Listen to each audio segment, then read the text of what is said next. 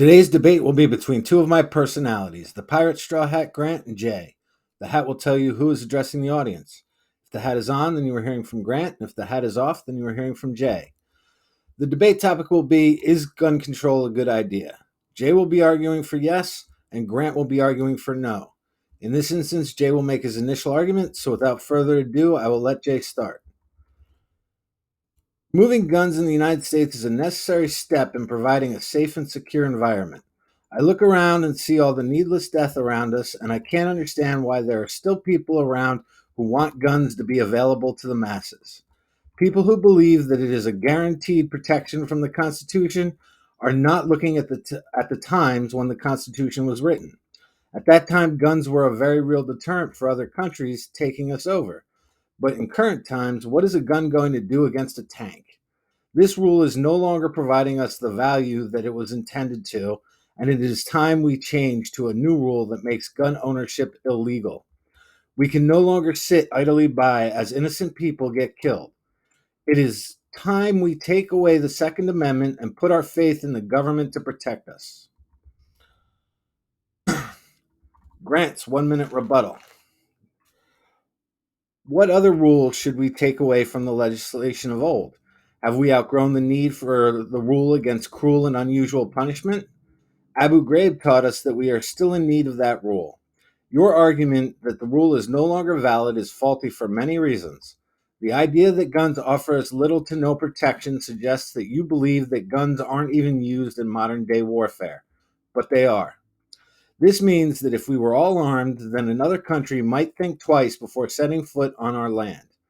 We have every right to bear arms, and people like you live in denial that firearms add value to a society rampant with the immoral use of guns. If you take away this rule, then you will be making the same mistake that was made with prohibition. The assumption that you are going to take away all the people's guns with a piece of paper is lovely in theory, but it denies reality. All right, Grant's 1 minute main argument. It is very important that we only keep our ability to own guns, but also encourage people to learn how to use them effectively. The police cannot be everywhere at once. I don't like unnecessary death as much as the next guy, but when legislating a country, it requires a harsh acceptance of what that society will do. When you make gun ownership illegal, then the citizens who are good will give up their guns. The bad guys will continue to buy guns, and a huge black market of guns will exist. The money flowing into the criminal element will empower very bad people, and all the bad guys will be armed to the teeth. Is this the result you want? Well, you are lying to yourself that you are now safe. Immoral people will be just as capable of doing the immoral things that you fear. I wish there was a way to generate a society that didn't have gun violence, but it is impossible to do so. Until it is possible to generate a society without violence, the best bet is to train people how to stop it themselves and not to make them defenseless. All right, Jay's 1 minute rebuttal. The idea that our laws have to be made based upon what criminals would do doesn't make sense. Should we make drunk driving legal because we are afraid of the individuals driving drunk? Something must be done, and I have no intention of letting criminals dictate my actions.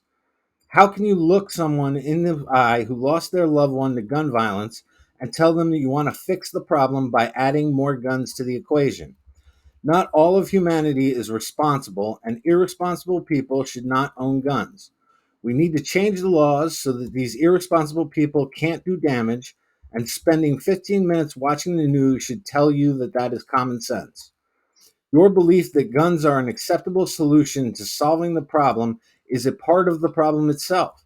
You need to give up on this idea that killing someone else is a necessary thing to do sometimes.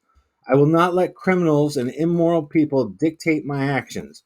Creating laws that make life harder for these types of people is my responsibility, a responsibility that I am happy to fulfill. All right, now we're at Jay's 1 minute closing argument. The United States has more mass shootings than anyone. Currently, people who are fighting for gun rights want that. There is an easy solution for this problem, and gun nuts fight tooth and nail to prevent this solution from becoming a reality. If you won't sacrifice your right to a gun to protect society, then you aren't being a patriot. You are selfishly putting your own desires over the good of the nation.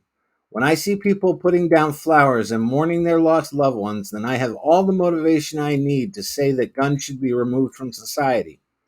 I'm sick and tired of the whole philosophy that letting others die for no reason is somehow patriotic. These people would probably save a drowning man if they saw one, but saving a parent from having to face the loss of their child is somehow dangerous to society. Your guns aren't protecting anyone, and you just want them to give your egos a false sense of empowerment. I will not bow down to people whose egos are too frail to feel empowerment without a gun.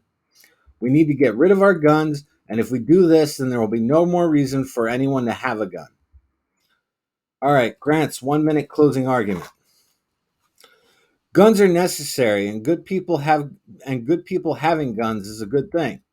The people who want to take away guns know this and are ignoring this fact.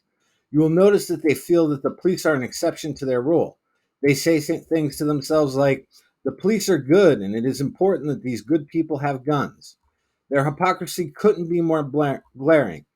Bleeding Hearts want to talk about avoiding the mourning that people have to go through when they lose a loved one. I saw an interview with a woman who lost her father when a gunman walked into a fast food restaurant and started killing people. She said that if she had a gun, her father wouldn't have died. What about her right to not have to mourn her father? Can you tell her that she can't have a gun without a feeling of sanctimoniousness? The idea that people fighting for gun control are doing it out of noble intent is false. They want to take away people's guns so that they can tell someone else what to do, which gives their frail egos a sense of empowerment. Guns should remain legal and accessible.